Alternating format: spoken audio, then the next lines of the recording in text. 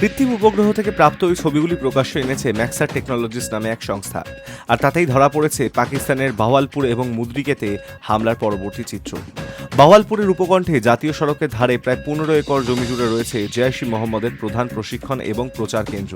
সেখানেই ছিল মার্কাজ সুবহান আল্লাহ কমপ্লেক্স, ছিল সুবহান আল্লাহ মসজিদও।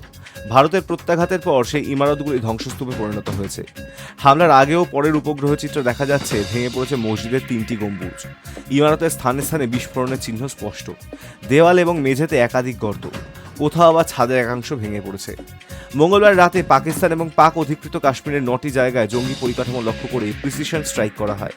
এই 9টি জায়গার মধ্যে 4টি পাকিস্তানে এবং 5টি পাক অধিকৃত কাশ্মীরে। ভাওয়ালপুর, মুদ্রিকে এবং শিয়ালকোট, মূলত এই 3টি এলাকার জঙ্গি ঘাঁটিগুলি গুড়িয়ে দেওয়া ছিলই সেনার মূল লক্ষ্য। ওইসব জায়গায় বসেই ভারতের সন্ত্রাসবাদী হানার ছক কষা হয়েছিল বলেই দাবি ভারতের। জৈশের ঘাঁটির পাশাপাশি ক্ষেপণাস্ত্র চালানো হয় মুদ্রিকেতে লস্করি তৈবার ঘাঁটিতেও। Hi news network.